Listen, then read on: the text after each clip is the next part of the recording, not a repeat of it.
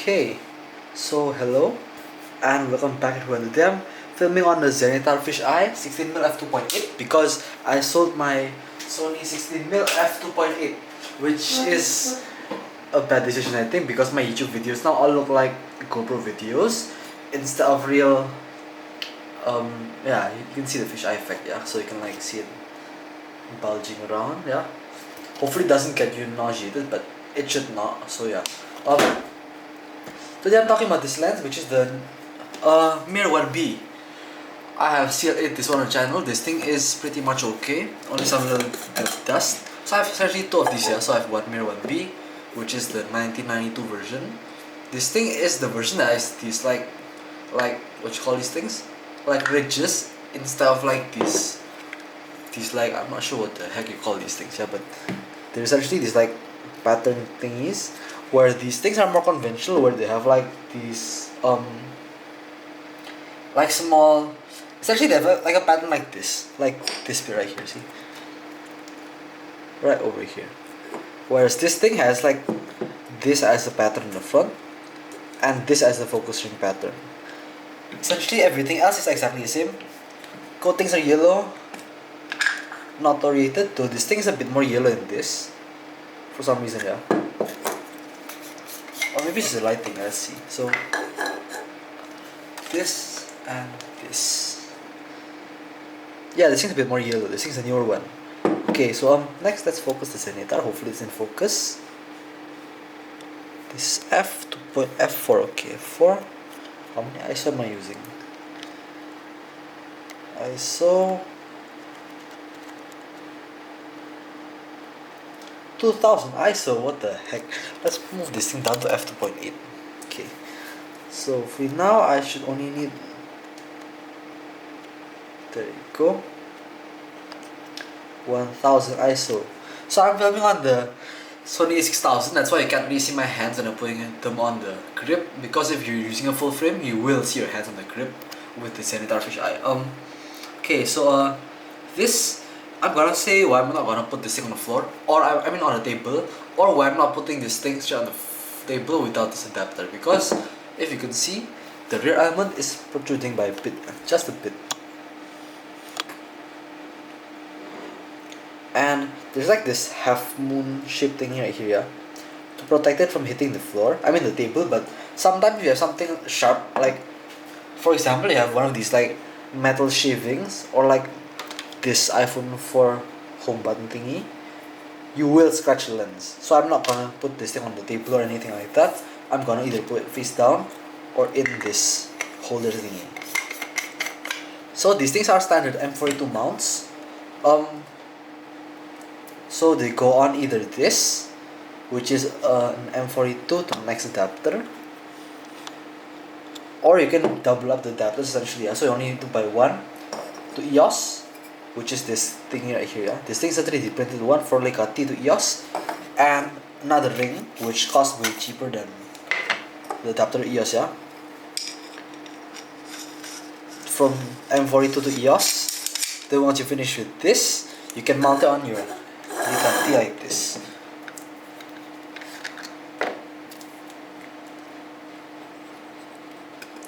And I find that this is way cheaper than buying an EOS adapter or an M42 adapter for the Leica T, because 3D printed parts are essentially very cheap, and having the 3D printed parts allow you to like change from M42 CY mount and quite a lot of other mounts for pretty cheap essentially.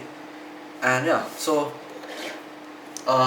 for the lens itself then, this thing has a preset design, which means that if you want to look at this bit, yeah, let me go push this thing away, or let me go use this as an example. So you can see that this is not straight, so you want to see the red dots right here, yeah. It's supposed to be straight on the camera, but this thing is not a real like EOS adapter, and that's why this thing is not straight. So this currently will not close the aperture down, see. I think you'll see it even clearer with this one. So this is at f2.8 and it will not close down the aperture. See? The aperture is stuck because it's the f2.8. And if you push this thing to f16, it will close down to f16. See? Now the thing is, it's a preset system, which means that f16, which is supposed to be here. Yeah? See, you can see a red dot right here. Red dot. F16 is open, and f2.8, f6 and f2.8 is closed. So for some people this might be quite disorientating, but honestly, I don't really care because I don't really use the aperture that much. I usually shoot these things at f2.8 all the time because yeah, essentially they're not very bright. I like to use this thing most of the time, which is the Konica C35MF, which is a 38mm f2.8 with a very short 45-degree focus through the eye tablet. Yeah, so this thing I like a lot, and having an f2.8 lens essentially allows me to like constantly make this thing, constantly have this thing stick at like the widest aperture you can. For the versions, I have two versions. Yeah, so I have one of these older ones, the 82 one, I think, or 85 I think. Yeah, 1985 version, and I also have 992 version. So this thing has more play in the aperture. See, look at this. Yeah, so you can like wobble it quite a lot. Whereas with the newer one, you have less play. See, and no sound. This thing you have like quite a loud sound right here. If you do not have focus gears, it's better to get the old version, I think, because even though this thing rattles a lot, yeah, it doesn't really close the aperture down, so it's not gonna bother you in any shape, way, or I'm not sure how the heck, yeah, but it's essentially not gonna bother you, this thing. And the focus ring is it's ribbed. Yeah, these things are called ribs. So this thing is a bit more easy to like hold on because your finger fits into the ribs, and then once your finger goes in the ribs, you can just turn it quite easily. And these things also have quite a long focus throw, so I find that it's nice to essentially have quite a nice grip on this thing. With this newer one, you have like this flatter type of grip, which is quite a lot wider than this old one, and that means that you can actually easily put focus gears on here. Yeah? Both of these are 90 tooth focus gears, which are 1 cm in width, and they go round quite nicely. See? Let's see what else I can talk about. As for aperture oil, these things do have a lot of aperture oil for some reason. I find a lot of them have oil in the aperture blades. This thing doesn't have, I think, any aperture oil, but I think there's some traces of it. It's not like at the point of like spreading everywhere, but I think there's some like either wear marks or aperture, aperture oil. Now, these things will not have any problems with aperture oil, but they might gas out and then make some like haze in optics, which I've almost never seen to be unfixable on these Russian lenses. Then after the aperture, these things are very nice rendering lenses. Yeah, so if you're after like flares, bokeh, wide lenses, these are nice to buy. So as for pricing, in Indonesia this thing costs like $150, I think, dollars, bit less maybe, but yeah. So they're not very expensive, but also not very cheap. Like you can buy, what can you buy this? You can buy like 1.5 Helios 44-2s, or like Yashica ML 15-1.4. As for the 35mm, I'm not sure what you can actually buy with these things. For the price of these, you can like buy 1.5 Yongnuo lenses, the 35 f2. Yeah, not very much. Maybe a Suico. I saw somebody posting a Suico for the price of these things. Yeah, a Suico 35mm f2, but the blacking is gone, so you're gonna have to CLA that thing again and put some more blacking in it. But these things are mostly ready to go at around $150 in Indonesia. Out of Indonesia, I think you can get these things for cheaper, because these things, I'm not sure why the heck these things are so rare in Indonesia. they're supposed to be quite common, but yeah. So next, let's see. Filter thread, these things use a normal filter thread, not anything odd, not anything special. Unlike the, what you call this thing? The Nikon S 85mm f2.0. That thing has like a 48mm thread, which you have to put an adapter before you can put a filter on. This thing will work fine out of the box. As for the mount, this thing has no like requirement for like a flange or like something like that, yeah. So you can use essentially any M42 adapter, unless you buy one of those thin ones, which are pretty shit actually. Unless you want to adapt your lenses, because those things are useful in that point. I mean in that context. What can I say for these things? These things are quite nice. I can justify their price at $150. They're pretty nice lenses. They render well. They have long focus throws. You can also modify them to actually go. Look at this infinity. Let's focus down, infinity, yeah. You can actually make this thing go. This is 0.7 meters, yeah. You can make them go to 0.35 meters, which is like almost infinity again, yeah, see.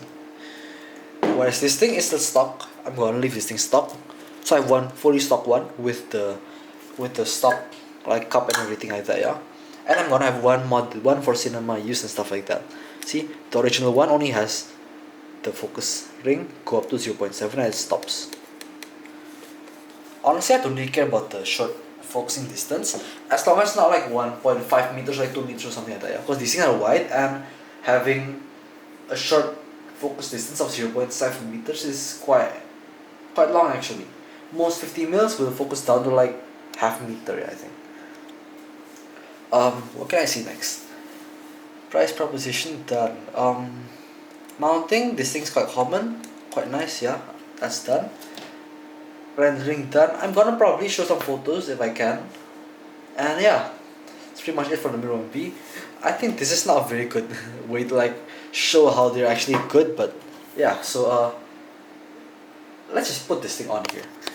Let me go show you. So this is a centerfish I'm gonna take off. I'm gonna put this Mirror 1B on. See? So this is the Mirror 1B. That's the Zenithar fisheye right there, yeah. This is the cine-modded one, the 1992 version. If you wanna see flares, you can see flares. No, that's not gonna give flares. You're only gonna get flares when you actually use something more pointy. Like maybe this. See? You can see the flares already, yeah. Flares on this thing are pretty cool. Something else. This thing is on APS-C, Sony A6400, so nothing special, not full frame. I'm actually planning on getting an A7S again because I love that thing so much. And I'm not sure why the heck I sold mine, but yeah, I actually want one again. So that's the flares at f2.8. Let's try stopping down. I like the flares the most of this thing. And from this thing, because I like nothing else but the flares. See, look at how cool the flares are. Let's crank the ISO up with auto mode, yeah. f2.8. Then you go to f4. Then you go to f5.6, f8, wait, f8, f11, and f16. f2.8 again, see? Quite cool lens, I really like it. Let's put the lights back on. So yeah, as for cool factor, nice factor, I do like this lens. For bokeh, let's try a bokeh test if I can actually do it in my room, yeah, because my room's not that big. So let's go to minimum focus distance. Let's use one of these caps.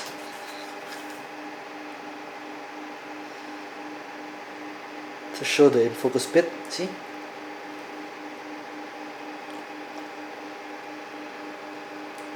See, I'm gonna fit right there, see?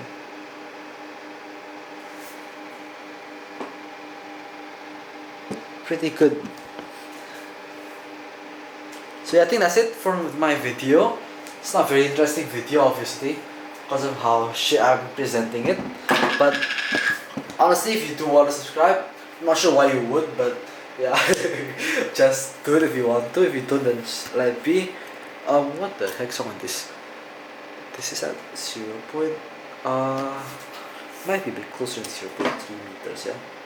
Okay, there you go. So yeah, thank you for watching. If you like the video, and soon I'm gonna be making a video on the Takumar 50mm f1.4 CLA, because I'm actually gonna have one of those come soon.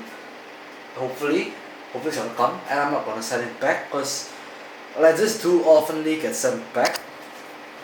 Let's just like to focus what I'm talking here. So essentially buying lenses, you're not gonna get the best lenses every single time. You're often gonna have to like send the item back to the seller because of the fact that sellers usually trick you into buying shit without actually saying they're selling shit on the listing. And the thing about buying shit when the seller doesn't say it's shit is that you have to send it back. And sending things back is gonna cost you some money in shipping. So either like lose money in shipping, or try and make it work with the seller or by yourself by CLAing it or something like that, yeah. Or just let it be and eat the seller's shit. So yeah, that's pretty much how selling optics work. I've been doing this for a few years now, I think, over a year.